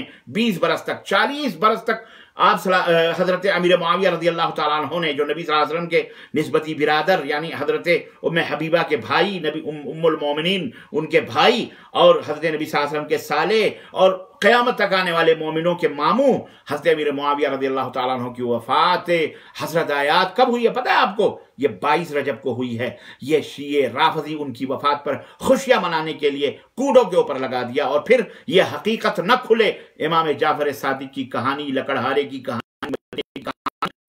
कहानी लाके जोड़ दिया, और बर्रे सगीर, हिंदुस्तान, पाकिस्तान, सब जगह इन सब चीज़ों को फैला दिया। क्यों? इस नाम पर कि ये सारे ज़्यादा हनफी हैं और इमाम अबू हनीफा रहमतुल्लाह अलैह हज़रत इमाम जाफ़र सादिक के शागिर्द हैं, इसलिए उनके नाम के हवाले से हनफियों में भी, चलो उस्ताद का जब ये आलम है तो शागिर्द को बदरजे औला करना है, इसलिए बड़ी आसानी के साथ हज़रत अमीर मुआविया की वफ़ात पर ये खुशियों में अपने सुन्नियों के नाम पर बिदतियों को भी शरीक कर लिया। ऐसे ही बहुत सारे मसाइल हैं, मैं आपको कहां तक बताऊं। ऐसे ही ये भी शब बरात का मसला है। शब बरात असल में क्या है मालूम आपको? शब 255 हिजरी में तकरीबन, 255 हिजरी के अंदर शियों का यह अकीदा है कि इमाम गायब, इमाम महदी जो है वो पैदा हुए, जिनका नाम मोहम्मद था, और वो इराक के अंदर जो गार है, उस सरदाब जो है, उसी के अंदर वो गायब हो गए। वो 15 शाबान को पैदा हुए। वो कौन सी शाबान को पैदा हुए? 15 शाबान को पैदा हुए। इसलिए इस रात को वो जश्न करते हैं, चिरागा करते हैं, और बाकायदे हर साल इराक के अंदर उस गार के मुंह के ऊपर बैठकर अगरबत्तियां और चिराग जला करके पर्चियां डालते हैं और उनको आवाज देते हैं कि अब निकलिए, हमारे ऊपर जुल्म हो रहा है, हमारे ऊपर ये हो रहा है। उनका यह अकीदा है कि कुरान 30 पारे नहीं 40 हैं, ये 30 पारे तो ये है, 10 पारे वो खुद लेकर के आएंगे, तब ये इस्लाम मुकम्मल होगा। और उनको बुलाते हैं, और यही नहीं बल्कि जनाब अली उस रात को वो तबर्रे कसते हैं। ये जो लैलतुल बराअत का मैंने बताया ना, शुरू में उस राज से मैं पर्दा उठाऊंगा, जाइए तारीख पढ़िए और हकायक आज भी देखिए। बाकायदे शब बरात में उस रात को बराअत यानी इजहार बेदारी किससे करते हैं? ये हजरत उमर फारूक आजम को गालियां देते हैं, हज़रत अबू बकर सिद्दीक को गालियां देते हैं, सैयदना उस्मान गनी को गालियां देते हैं, सैयदा आयशा सिद्दीका को गालियां देते हैं, सैयदा हफ्सा उम्मुल मोमिनीन को गालियां। सबसे बरात का इजहार तो ये लैलतुल बरा, शब बरात नहीं, ये लैलतुल बरात यानी इजहार बेजारी की रात, उनकी खुशी और मसरत की रात है। वो वही मोहम्मद अल गायब जो इमाम महदी वो कहते हैं, जिनको वो जाहिर होंगे। अभी तक वो कहाँ हैं? इतने बरस हो गए, 255 हिजरी में या 353 हिजरी में पैदा हुए, अभी तक वो हजरत गायब ही हैं, और शायद नहीं, यकीनन वो क़यामत तक इंशाअल्लाह गायब ही रहेंगे। वो शैतान कभी जाहिर वो ऐसा नहीं होगा, या होगा कभी उनके अकीदे के मुताबिक, लेकिन इस तरह से खुद करते हैं वो, और इसके हलवे माडे के नाम पर आतिशबाजियां को सही उल अकीदा, और कुछ लोगों को पा गए शिकार, और ये अपने आप को सुन्नी कहने वाले जाहिल बाज लोग, मौलवी इसी चक्कर में लग गए। हालांकि 15 शाबान हो या शाबान में ज्यादा से ज्यादा जो फजीलत मैंने शुरू में आपको बताई है नबी करीम सल्लल्लाहु अलैहि वसल्लम के हवाले से, कि वो साहब क्या है, वो वही है कि रोज़ा रखें, और क्या कहते हैं, रोज़ा रखें, और अल्लाह के रसूल सल्लल्लाहु अलैहि वसल्लम ने रोज़ा रखने का हुक्म। लेकिन देखिए मुहर्रम में 10वीं मुहर्रम को अल्लाह के नबी रोज़ा रखते थे। उस दिन हमारे मुल्कों के ये शियों के दोस्त, राफजियों के दोस्त, अपने आप को सुन्नी कहने वाले सबील लगाते हैं। सबील मुहर्रम की सबील है, ये अब्बास की सबील है, ये हसन की सबील है, ये हुसैन की सबील है, ये आले बैत की सबील है। मोहम्मद रसूल उस दिन ठर्रे चढ़ाए जाते हैं, उस दिन सबीलें पी जाती हैं, शरबत बांटे जाते हैं। रोज़ा कौन सा आलिम रखता है? रोज़ा तो हम जैसे आप जैसे फ़कीर रखते हैं कि अल्लाह के नबी साहब की सुन्नत, तो जहाँ रोज़ा है वहाँ सुन्नत। ऐसे ही शाबान के अंदर जहाँ रोज़ा नहीं है वहाँ रोज़ा रखवाया जाता है, और वहाँ जो है ये तमाम सब हरकतें करवाई जाती हैं। बहरहाल तो अजीज़ान गिरामी, ये भी एक बिदअत है, आतिशबाजी वगैरह, ये उन्हीं से ली गई। इसी तरह से एक और बिदअत शब बरात में अल्फिया के नाम पर 1000 नमाजों के नाम से हज़ारी नमाज जिसको कहते हैं, उसको पाबंदी से बाकायदे अदा किया जाता है, और उसका तरीक़ा भी बयान किया जाता है कि रसूलुल्लाह सल्लल्लाहु अलैहि वसल्लम ने हज़रत अली से फरमाया। और ये देखें, ये तरीक़े मैं इसलिए बता रहा हूँ ताकि आपके इल्म में रहे, ये नहीं कि आप इसको करना शुरू करें, वरना वही बात होगी कि उद्दू सय्यातिकुम, अपने गुनाहों को गिनो, इससे नेकियां नहीं मिलने वाली है। बात याद रखिए। 15 शाबान की रात कहते हैं 100 रकात नमाज पढ़ी, और हर रकात में 10-10 बार सूरह फातिहा और सूरह इखलास पढ़ता है। तो जिसने अल्लाह के कहते हैं, हज़रत अली ने कहा رسول اللہ صلی اللہ علیہ وسلم نے حضرت علی سے کہا، اے علی، جس نے بھی 15 شعبان کی رات کو 100 رکعت نماز پڑھی اور ہر رکعت میں 10 بار سورہ فاتحہ اور سورہ اخلاص پڑھی یا پڑھتا ہے، تو پھر آپ نے فرمایا، اے علی، جو شخص بھی نمازوں کو ادا کرتا ہے تو اللہ تعالیٰ اس بندے کے تمام حاجات اور ضروریات کو پوری فرما دیتا ہے۔ عزیزان گرامی، یہ ایک ایسی نماز ہے جو بدترین بدعت ہے۔ امام ابن جوزی نے اس کو الموضوعات میں متعدد روایت ذکر میں فرماتے ہیں کہ اس حدیث کے من گھڑت ہونے میں مجھے کوئی شک نہیں، اور اس روایت کے تمام جتنے بھی راوی ہیں سب مجہول ہیں، اور بہرحال یہ حدیث رسول اللہ صلی اللہ علیہ وسلم کی حدیث ہونا یہ ناممکن بات۔ اللہ اکبر۔ امام شوکانی فرماتے ہیں کہ حدیث موضوع ہے۔ امام ابن قیم فرماتے ہیں صلاۃ الالفیہ کے بارے میں کہ علم حدیث سے بہرور معرفت رکھنے والا ہر شخص ایسی روایت سے دھوکہ کھانا باعث حیرت ہے کہ وہ علم حدیث بھی اور ایسی روایتوں سے دھوکہ بھی کھا جائے۔ در حقیقت یہ نماز اسلام میں 400 سال کے بعد بیت المقدس میں ادا کی گئی، پھر اس کی فضیلت کے بارے میں احادیث بنائی گئی، اور یہ بدعتی نماز کا آغاز یہ امام مقدسی رحمۃ اللہ علیہ نے اپنی کتاب میں لکھا ہے۔ لکھتے ہیں کہ ہمارے ہاں بیت المقدس میں صلاۃ الرغائب اور صلاۃ شعبان، یعنی یہی الفیہ نماز، جو الفی نماز کا تصور نہیں تھا، 447 ہجری کے اندر نابلس کے علاقے سے ابن ابو الحمراء بیت المقدس میں آیا۔ اس کی آواز بہت خوبصورت تھی۔ 15 شعبان کی رات میں وہ مسجد اقصی میں اس نے نماز پڑھنے کے لیے وہ کھڑا ہوا، اس کی آواز سے متاثر ہو کر ایک شخص اس کے ساتھ مل گیا، اس کے بعد بہت سارے لوگ آ گئے، اس کے پیچھے جمع ہو گئے۔ پھر دوسرے سال یہی عمل اس نے دہرایا، تیسرے سال، چوتھے سال آہستہ آہستہ یہ بدعت زور پکڑ گئی، اور افسوس کی یہ سلسلہ جو بدعتیہ تھا وہ چل پڑا، اور یہ آج تک جاری ہے۔ البدع الحولیہ صفحہ نمبر 299 کے اندر یہ واقعہ امام مقدسی رحمۃ اللہ نے بیان کیا ہے۔ عزیزان گرامی، آئیے ہم اپنے احوال پر غور کریں۔ اتنی ساری تفصیلات بالاختصار میں نے آپ کی خدمت میں رکھی ہیں، تفصیلات پہ موٹی موٹی کتابیں تیار ہوئی، میں ان کا خلاصہ لے کر آپ کی خدمت میں حاضر ہوا ہوں۔ آخر میں چلتا ہوں، آخر یہ چیز ہم اپنے احوال کا جائزہ لیں کہ ہمارا کیا طرز عمل اسلام کے تعلق سے ہے، نبی کریم صلی اللہ علیہ وسلم کی لائے ہوئے دین حنیف کے تعلق سے کیا صحیح ہے۔ ہم اپنا جائزہ لیں۔ اگر قرآن و سنت کے خلاف ہمارا عمل ہے تو اللہ کے لیے آج ہی توبہ کریں، خیر بات کہیں اور اللہ سے معافی مانگیں، کیونکہ یہ مہینہ توبے کا بھی، ہم اس حال میں اللہ سے ہمارے اعمال جائیں کہ اللہ تبارک تعالیٰ کیا ہم تائبین میں شمار ہوں، سمجھ لیں۔ ورنہ یہ بات یاد رکھیے، ہم پر جو چیز واجب ہے وہ کیا ہے معلوم ہے آپ کو؟ 2 چیزیں، ایک اللہ کی کتاب پر عمل کرنا، اور دوسرے نبی کریم صلی اللہ علیہ وسلم کی سنت پر جیسا صحابہ نے سمجھا ہے اس کے مطابق عمل کرنا اور مضبوطی سے قائم و دائم رہنا۔ یہی ہدایت ہے، یہی روشنی کا سرچشمہ اور منبع ہے، اور اس کے برعکس دین میں نئے نئے طریقے ایجاد کرنا یہ ہلاکت و تباہی کا اور گمراہ ہونے کا، جہنم میں جانے کا سبب ہے۔ اللہ تعالیٰ نے واضح طور پر قرآن کریم میں بتا دیا، اتبعوا ما انزل الیکم من ربکم ولا تتبعوا من دونه اولیاء، تم لوگ اس کا اتباع کرو، اس کی پیروی کرو جو تمہارے رب کی طرف سے نازل ہوئی آئی۔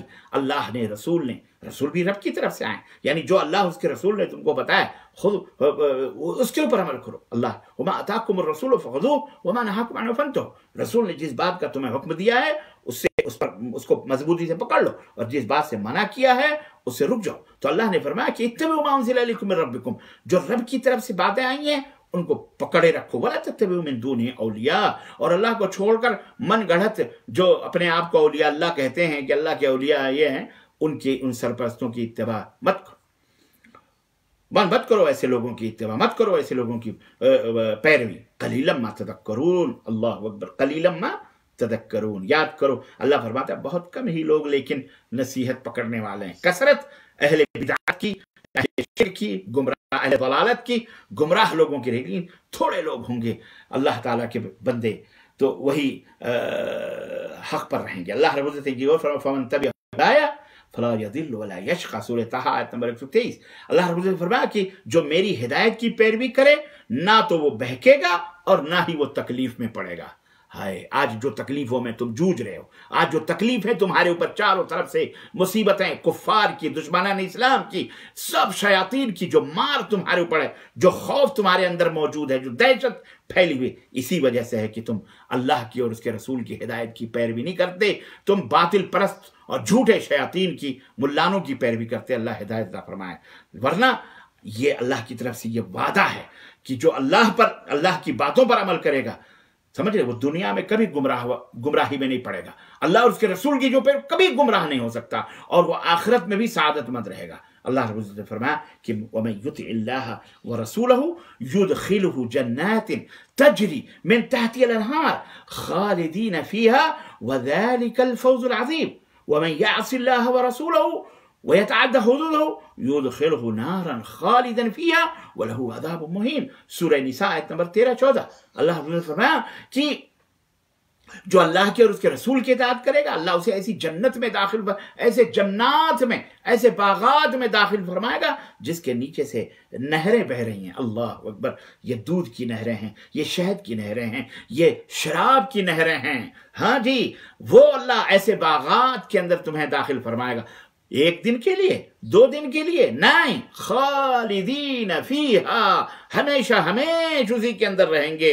وَذَلِكَ الْفَوْزُ الْعَظِيمُ، یہی سب سے بڑی کامیابی۔ لیکن اس کے برعکس وَمَن يَعْصِ اللَّهَ وَرَسُولَهُ، اللہ اس کے رسول کی جو نافرمانی کریں گے، وَيَتَعَدَّ حُدُودَهُ، جو شریعت کے حدیں ہیں، جو باؤنڈری ہے، اس باؤنڈری کو جو لانگے گا، جو پھلانگے گا، جو کراس کرے گا، اللہ نے فرمایا يُدْخِلُهُ نَارًا، ایسی آگ میں ان کو داخل کرے گا، جہنم میں، خالدن فیہا، جس میں وہ ہمیشہ ہمیشہ رہیں گے، وَلَهُ عَذَابٌ مُهِينٌ، اور ان کے لیے انتہائی ذلت ناک اور رسوا والا عذاب ان کے اوپر دیا جائے گا۔ عزیزان گرامی، اللہ کے لیے کلمہ شہادت کا تقاضا یہی ہے کہ لا الہ الا اللہ، اللہ کے ساتھ کسی کو شریک نہ کیا جائے، اللہ کے سوا کوئی معبود برحق نہیں ہے، اور محمد الرسول اللہ کا تقاضا یہ ہے کہ محمد اللہ کے رسول ہیں۔ اگر آپ کہتے ہو یقین ہے تو کہ آپ کے سوا کسی کی بات کے اوپر دین سمجھ کر کے عمل نہ کیا جائے۔ یاد رکھو، یہ ہے محمد رسول اللہ صلی اللہ علیہ وسلم سے محبت کا اور تقاضا، اور جیسا کہ اللہ رب العزت قرآن کریم میں فرمایا قُلْ إِن كُنتُمْ تُحِبُّونَ اللَّهَ فَاتَّبِعُونِي يُحْبِبْكُمُ اللَّهُ وَيَغْفِرْ لَكُمْ ذُنُوبَكُمْ۔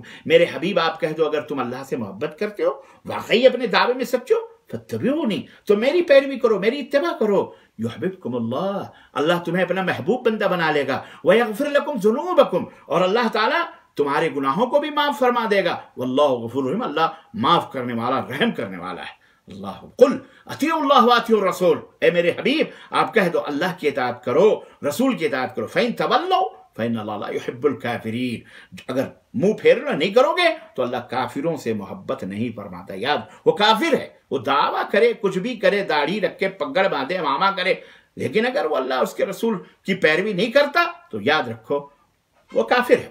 اللہ تعالی ہمیں ایسے کفر سے بچائے۔ سورہ آل عمران آیت نمبر 31 اور 32، بہت ساری آیتیں، قرآن، پورا قرآن اللہ کے فرم و بردار سے ہیں۔ آخری بات، آخری حدیث اللہ کے رسول صلی اللہ علیہ وسلم کی، بس آپ اپنی بات ختم کرتا ہوں، معذرت چاہتا ہوں، 2-5 منٹ ذرا زیادہ ہو گیا۔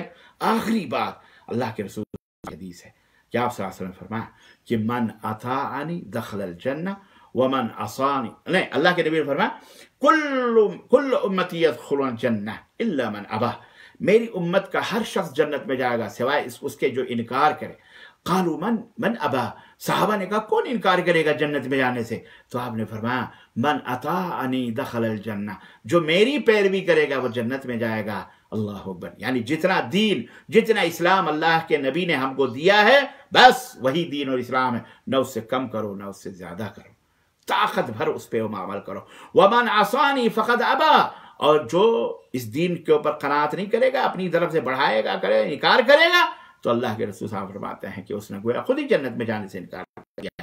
اللہ سے دعا ہے کہ اللہ تعالیٰ اور آپ کو اپنی جنت میں اعلیٰ مقام عطا فرمائے، اور اللہ ہمیں شرک اور بدعت اور خرابات سے دور رکھے، اور اس ماہ مبارک میں اللہ تعالیٰ ہمیں زیادہ سے زیادہ نبی کریم صلی اللہ علیہ وسلم کی سنت روزہ رکھنے کی توفیق عطا فرمائے، اور اللہ تعالیٰ آپ کے पैरुकार बनाए और हम सब के ऊपर रहम फरमाए, और अल्लाह हम सबको जन्नतुल फिरदौस में जगह अता फरमाए। और जिन्होंने ये प्रोग्राम मुनाकिद किया, इस प्रोग्राम के सदर भी, नाजिम भी, और जिन दामे दिरमे कदम सुखने जिन लोगों ने भी शिरकत की, जो हमारे सामईन हैं, माएँ बहनें बेटियाँ भाई बहन जो भी हैं, अल्लाह ताला इन सब को अल्लाह ताला इसका अजर अता फरमाए, और अल्लाह हम सबको इस्लाम का दीन का खादिम बनाए और दीन को फैलाने वाला बनाए। आमीन या रब्बल आलमीन। व सल्लल्लाहु अला नबीना मुहम्मद व अला आलिहि व सहबिहि अजमईन। वस्सलामु अलैकुम व रहमतुल्लाहि व बरकातुहू।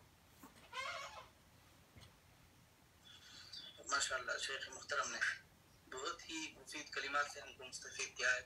अल्लाह ताला से दुआ है कि अल्लाह ताला शेख की उम्र में, इल्म में और अमल में बरकत अता फरमाए। मत्ताअहुल्लाहु बिस्सहति वल आफिया। आमीन या रब्बल बारक फी इल्मी व अमली व औलादी। तो मुख्तसर मैं आपके सामने शेख के खिताब से मैंने कुछ पॉइंट्स नोट किए हैं, और इसी तरह से आपके सामने बतौर खुलासा मैं आपके सामने पेश करना चाहता हूँ कि शेख ने जो कलिमात आपके सामने कहे हैं उसका खुलासा क्या है। सबसे पहली बात शेख मुहतरम ने बताई कि ये हम जो है माह शाबान एक बहुत ही अजीम महीने में दाखिल हो चुके हैं। बहुत ही अजीम महीना है, इसमें अल्लाह तबारक व तआला ने फजीलतें रखी हैं। शाबान में नबी सल्लल्लाहु अलैहि वसल्लम कसरत से रोज़ा रखा करते थे, जिसके ताल्लुक से शेख ने रिवायत भी पेश की कि नबी सल्लल्लाहु अलैहि वसल्लम रमज़ान के बाद सबसे ज़्यादा शाबान में रोज़ा रखा करते थे। शाबान का महीना रोज़ों की वजह से बहुत ही ज़्यादा अफजल महीना करार दिया गया है।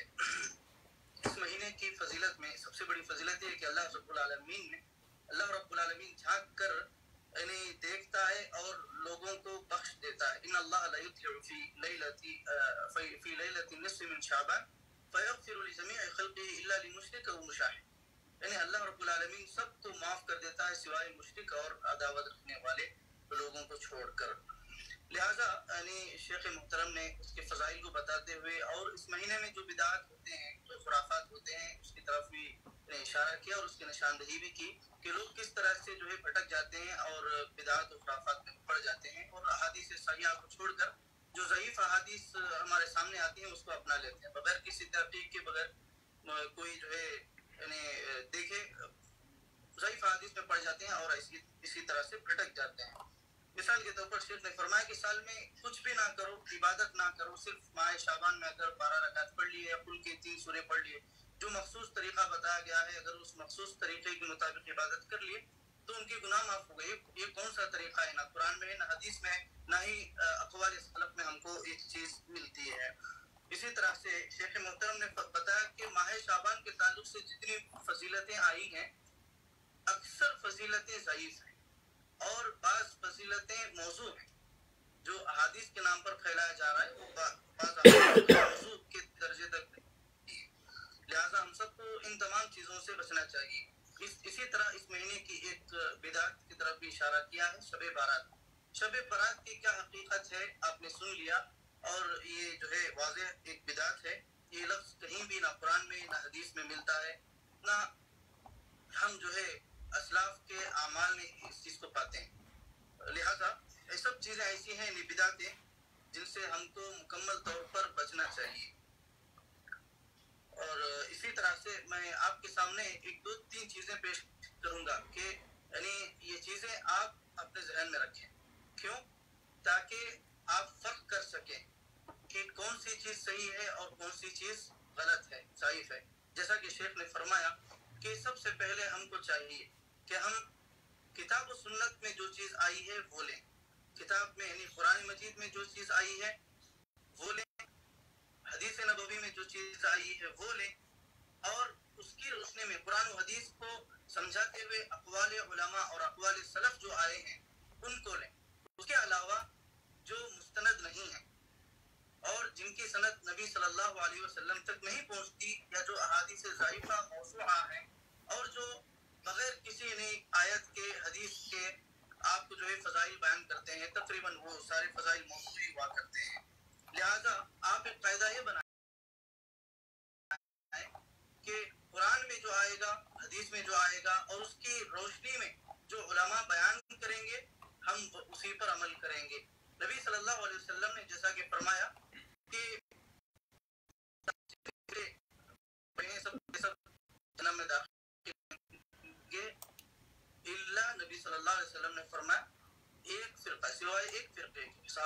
पूछा वो कौन सा फिरका है, नबी सल्लल्लाहु अलैहि वसल्लम ने फरमाया मा अना अलैहि व असहाबी, जिस तरीके पर मैं हूँ और सहाबा इकराम रिज़वानुल्लाहि अलैहिम अजमाइन हैं, और जो उस तरीके पर जो लोग हैं वही लोग जन्नत में जाएंगे।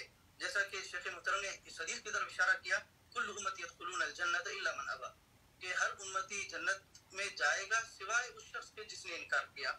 सहाबा ने पूछा ताज्जुब से कि कौन ऐसा शख्स है, बदबख्त शख्स, जो जन्नत में जाने से इनकार करेगा। नबी सल्लल्लाहु अलैहि वसल्लम ने बताया कि जो मन अतानी दखल अल जन्नह, जिसने मेरी इताअत की उसने जन्नत में यानी उसका दाखिला हो गया। वमन आसानी फदबा, और जिसने मेरी नाफरमानी की, मेरे अहादीस का इनकार किया या ज़ाइफ और मौजू अहादीस पर अमल किया, तो उसने गोया कि जन्नत में जाने से इनकार किया। दूसरा कायदा ये है कि आप जब अक़वाल को लेते हैं, किसी चीज़ को सुनते हैं, तो सबसे पहली चीज़ यानी उलमा ने बताया है, जैसा कि मोहम्मद बिन सीरीन का एक कौल है, फंजुरु अम्मन तअखुज़ून दीनकुम, आप जब दीन की बात समझते हैं, इन्न हाज़ल इल्म दीनुन फंजुरु अम्मन तअखुज़ून दीनकुम, ये इल्म एक अमानत है, एक दीन है। लिहाजा आप जब हासिल कर रहे हैं तो ये देखें कि किस शख्स से हासिल कर रहे हैं, कैसे आपको ये इल्म पहुंच रहा है, कैसे चीज़ ये आप तक पहुंच रही है, इस चीज़ पर गौर करें। क्योंकि आपको जो है हर चीज़ जो बताई जा रही है वो सही नहीं है, इसीलिए आपके अंदर तहक़ीक़ी जज्बा पैदा हो और ये समझ कर उस कौल को लें कि ये कुरान में आया है, ये हदीस में आया है। अगर इन दोनों चीज़ों से हटकर मुखालिफ कोई चीज़ अगर हमको मिलती है तो उस चीज़ को नहीं मानना चाहिए। सबसे अहम बात यह है कि ये लोग जो बिदात और खुराफात में पड़े हुए हैं और अक्सर लोग शिरक में पड़े हुए हैं, उनके अंदर जज्बा होता है, हम उस जज्बे का इनकार तो नहीं करते, उनके अंदर एक दीनी जज्बा होता है जिसका हम इनकार नहीं कर सकते। लेकिन अगर ये जज्बा आपको बिदात और खुराफात की तरफ ले जा रहा है तो ये जज्बा काबिल मजम्मत है। लिहाजा इस जज्बे को सही रुख देने के लिए आपके सामने कुरान है, हदीस है और अक़वाल सलफ हैं, सहाबा के अक़वाल हैं, ताबीन और तबे ताबीन के सही अक़वाल हैं, आप उनको लें और अपने अंदर जो जज्बा है उसको सही रुख दें। लिहाजा ये चंद बातें मैंने शेख के तकरीर से अख्ज़ की थी। अल्लाह ताला से दुआ है अल्लाह तबारक व तआला हम और आपको दीन की बातों को समझने और उन पर अमल करने की तौफीक अता फरमाए, आमीन आमीन, तक भी इन चीज़ों को पहुंचाने की तौफीक अता फरमाए, आमीन। व आखिरु दावाना अनिल हम्दुलिल्लाहि रब्बिल आलमीन। मैं इन्हीं चीज़ों पर इस मजलिस के इख्तिताम का ऐलान करता हूँ और आखिर में दुआ पढ़ना ना भूलें। सुब्हानकल्लाहुम्मा व बिहम्दिक, अशहदु अन ला इलाहा इल्ला अंत, अस्तगफिरुका व अतूबु इलैक। अस्सलामु अलैकुम व रहमतुल्लाहि व बरकातुहू। वालेकुम अस्सलाम व रहमतुल्लाहि, जज़ाकल्लाह खैर। खलास।